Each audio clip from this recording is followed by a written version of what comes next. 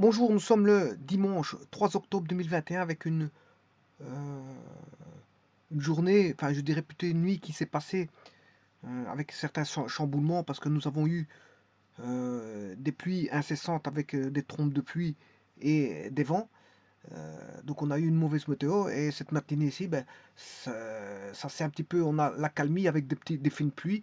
Mais en tout cas, durant cette nuit-ci, bon, on a quand même entendu de vents violents avec des fortes rafales de vent et d'innombrables tombées de pluie. Maintenant, bon, ça s'est un petit peu calmé, quoi qu'il y a quelques pluies, mais des fines pluies qui en transparaissent avec un ciel nettement chargé. Donc c'est pour vous dire que la météo a été complètement bouleversée depuis 2 3 jours.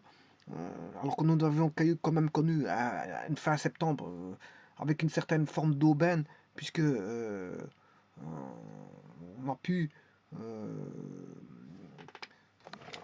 on a pu vivre une fin de mois de septembre qui n'était pas houleuse comme à l'accoutumée des mois de septembre, hein, parce que quand vous prenez les autres mois de septembre des années précédentes, ben, là c'est un refroidissement général de la température, c'est un peu plus de vent, hein, c'est un peu plus euh, de, de sombre. Voilà, le sombre, il apparaît au fur et à mesure, c'est comme ça. Mais en tout cas, bon, on a été quand même gâté fin du mois de septembre bon, de cette année-ci. Quoique bon, le mois d'août a été complètement gâché. C'était 2 mois d'août, enfin 2 mois de juillet août complètement raté. Bon, cette année-ci, ça s'est rattrapé un petit peu au mois de septembre avec une forme d'automne, début d'automne qui était clémente. Je vous propose ici un exercice, soit pi 1, 5x plus 2y plus 4 égale 0, et pi 2 égale x, et pi 2 a pour équation x égale 7. On demande, c'est une question assez simple, on a 3 points A, B, C. Alors, on pose la question si ces trois points font partie du plan. Ouais, normalement, vous devez remarquer que pi 1 c'est un plan, hein. Pi 2 c'est un plan. Donc, ces deux plans là, font partie des plans.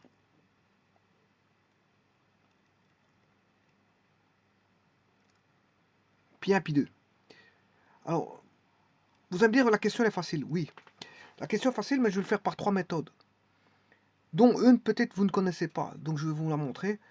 Mais il y a sûrement 2 méthodes que vous connaissez assez simplement. Mais je vais vous montrer la troisième. Mais moi je vais traiter les 3 méthodes. Donc restez jusqu'à la fin de la vidéo pour vous allez voir qu'il y a une méthode que vous ne connaissiez pas, probablement, que je vais vous la montrer ici. Alors pour ça, il faut que je dessine donc les plans. Donc c'est, je sais pas c'est quoi, 5, 2, 4. C'est un plan directeur, il passe par le... Non, je m'excuse. C'est un plan parallèle à l'axe OZ. Mais il passe pas par l'origine. Parce qu'on a plus 4. On a un terme indépendant qui vaut plus 4. 5, 2, 4. 5x plus 2y plus 4 égale 0. Voici le premier plan. Et le second plan, c'est x égale 7. Bon, j'ai 2 plans. Les 2 plans sont là, on peut les voir.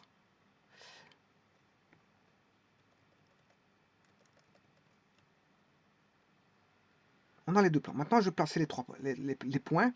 On en donne 3. On aurait pu m'en donner 10. Hein. Ça peut aller très vite, ce genre d'exercice. Vous allez voir pourquoi. Justement, c'est par une des méthodes qui va être très rapide. 3, 1, 8.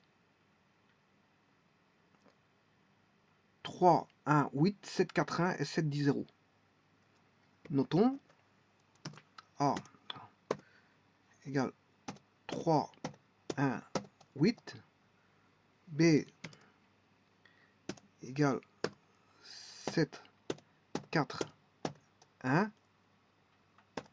Et le point C égale 7, 10, 0.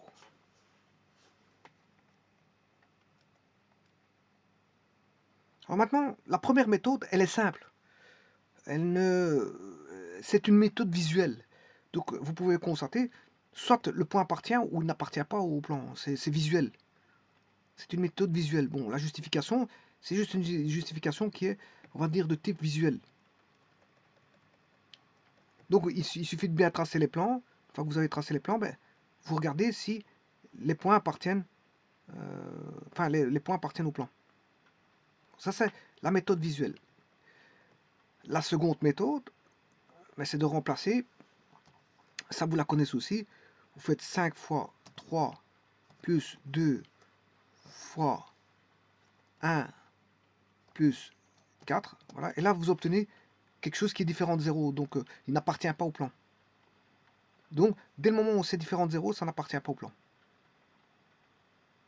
Bon, je vais faire pour le 5 fois 3 plus 2 fois 1 plus 4, oui. Alors, je vais faire le point B. Le point B, c'est 5 fois le x, il vaut 7, plus 2 fois y, il vaut 4. Il n'y a pas de z, on s'en fout du z, c'est ça que ça veut dire. Voilà, 4. 47, il est différent de 0.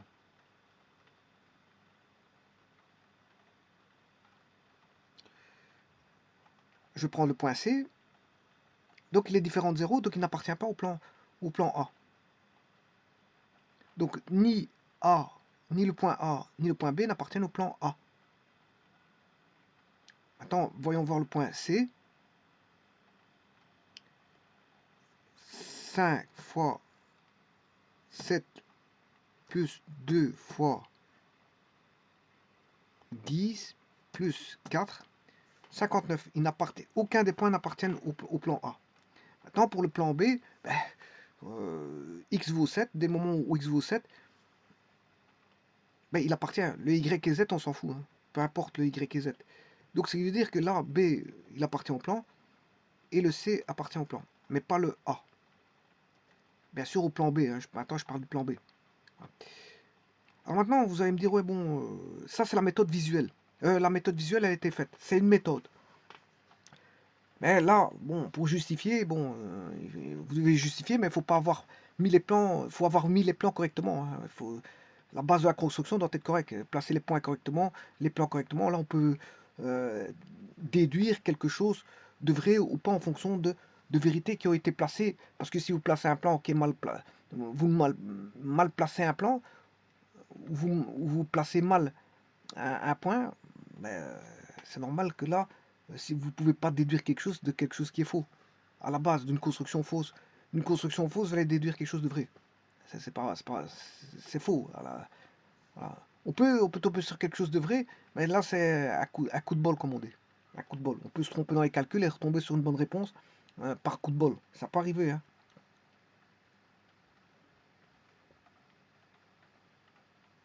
Ça peut arriver. Donc, il y a une méthode. C'est la méthode visuelle même. La justification est un petit peu embêtante. La seconde, parce que la seule justification, c'est voilà, ce que vous avez construit comme plan, les points que vous avez placés, et le fait qu'il soit ou pas, qu'il apparaisse correctement dans le plan ou pas. Et là, on peut faire une justification, je veux dire, visuelle, mais sans plus. La deuxième justification est par calcul. Par calcul, bon, vous remplacez, pour autant que vous ne vous trompez pas, encore une fois, vous remplacez les points dans x, y, z. Là, à ce moment-là, vous devez trouver égal 0. Si vous n'avez pas égal 0, c'est qu'il n'appartient au plan. Pas au plan, et ne vérifie pas l'équation de plan f de x, y, z égale 0. Voilà, ça, c'est la seconde méthode. Bon, c'est la méthode qu'on demande bon, de justifier. Justifier pour voir si un point appartient à un plan, il faut faire ce petit calcul-là. C'est ça la justification.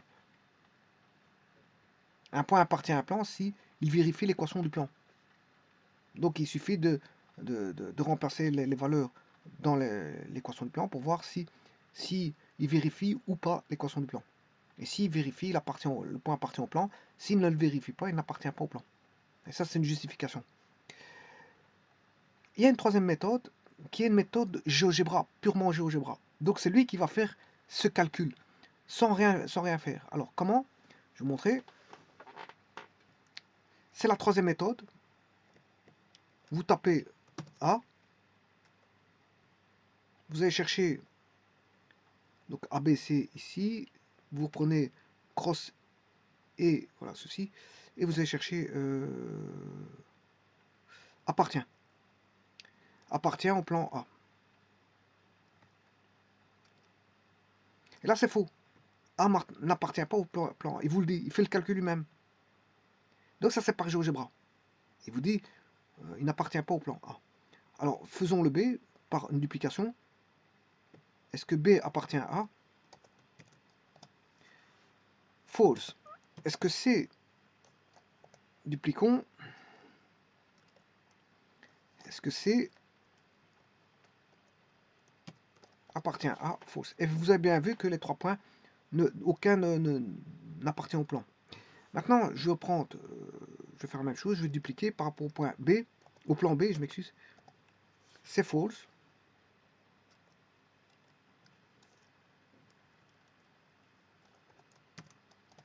C'est true. Vous voyez qu'il appartient à B. J'avais bien trouvé que B appartenait bien au plan, puisqu'il contenait le x égale 7. Hein. Et les y et z, on s'en fout, parce que c'est un plan constant. Hein. X égale 7, on peut mettre ce qu'on veut dans x. D'ailleurs, je vais mettre un point par après, vous allez voir. Et maintenant, le dernier, le C, vous allez voir qu'il va appartenir. Alors maintenant, je vais mettre un point quelconque, mais sur objet. Vous mettez point sur objet, il appartient directement, ça. Là, si je mets D là, vous allez voir que est-ce qu'il appartient, D appartient à A? Ben oui. Est-ce que D appartient à B? Ben non.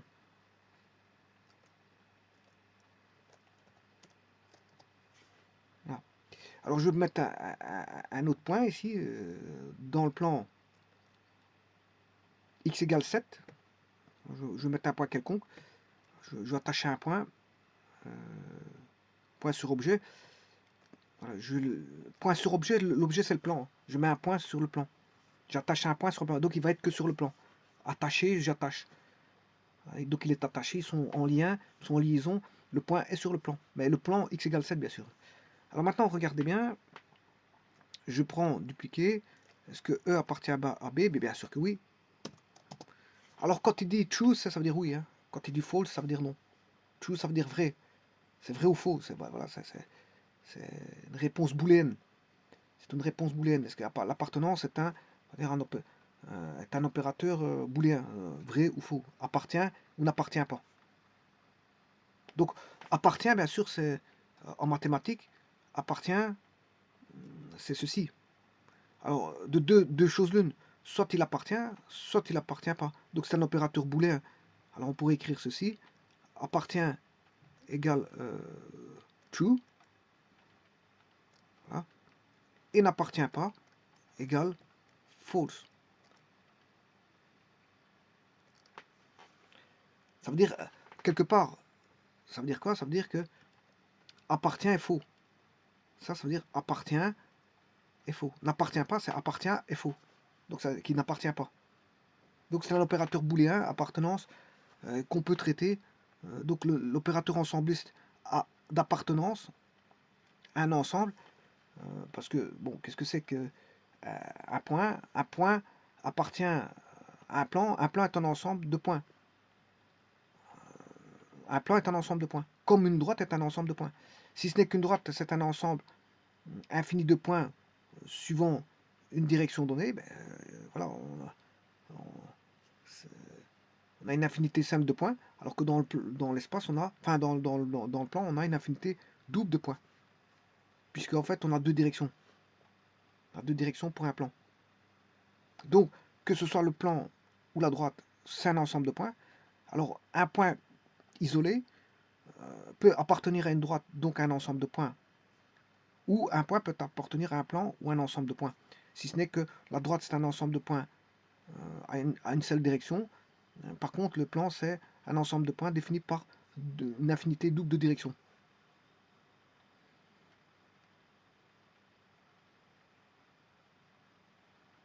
Donc la droite, si vous voulez, il y a un paramètre. En gros, ça veut dire que la droite, la droite, c'est défini avec un paramètre et le plan est défini avec deux paramètres. Pour définir un plan, il faut une combinaison linéaire donnée par deux paramètres, lambda mu, alors que la droite, c'est un paramètre. Voilà. Donc un point appartient à un ensemble de points. qui est la droite, ou un point appartient à un ensemble de droites qui est un plan. Ici, on demande est-ce que le point appartient à un ensemble de points qui est le plan. Et donc, s'il doit vérifier son équation, bien sûr, c'est l'équation donnée ici dans un ROD, dans un repère orthonormé direct. Et voilà. Et vous pouvez faire ça avec n'importe quoi, hein. Bon, je l'ai fait ici. On va faire, je sais pas moi, je vais faire une pyramide. 1, 2, 3, 4, 5. Je vais attacher un point sur l'objet. Voilà. Bon, la pyramide c'est O. Est-ce que... Alors, je vais faire une copie. On va dupliquer. Voilà. Est-ce que le point J appartient à la pyramide O?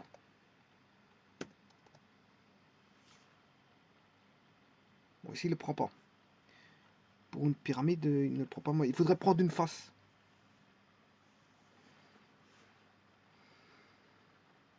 Ici, il faudrait prendre une face. Alors qu'il appartient, mais apparemment, ils ne l'ont pas fait ici pour une pyramide. Là, il faudrait reprendre chacun des plans séparément et voir s'il appartient au plan séparément. Mais directement à la pyramide, il ne veut pas l'accepter. Je peux encore recommencer, hein. Je mets un point sur objet. Ah, est-ce que K...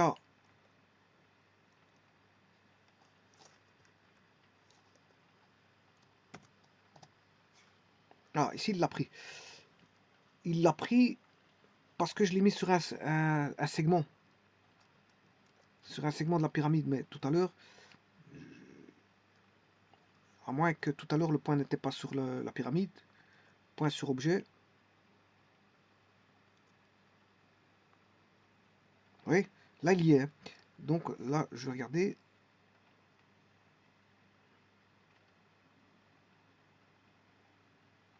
Quand c'est sur une face, je vais regarder s'il le prend.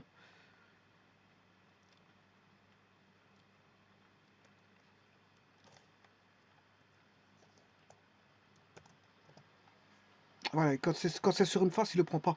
Mais quand c'est apparemment sur un segment, il le prend. C'est étrange aussi. Donc attention à ça. Je vais remettre un point sur le segment.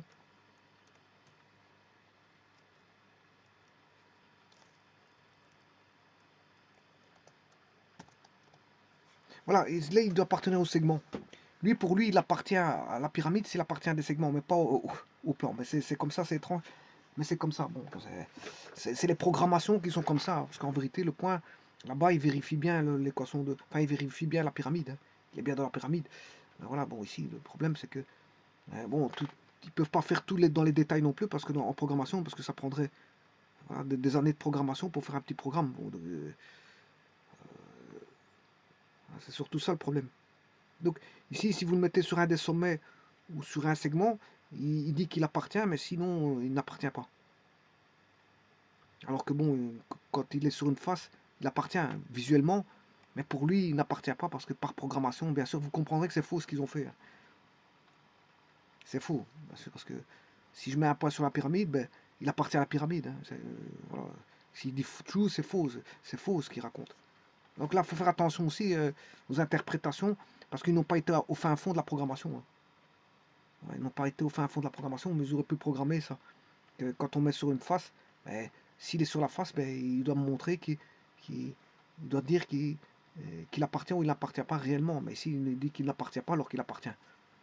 Parce qu'ils n'ont pas été au fin fond de la programmation. Voilà, et c'est comme ça qu'on regarde si un point appartient à une droite. Donc il y a trois méthodes visuelles: remplacement, si le point vérifie l'équation, ou encore par la méthode GeoGebra, voilà, par le symbole booléen d'appartenance.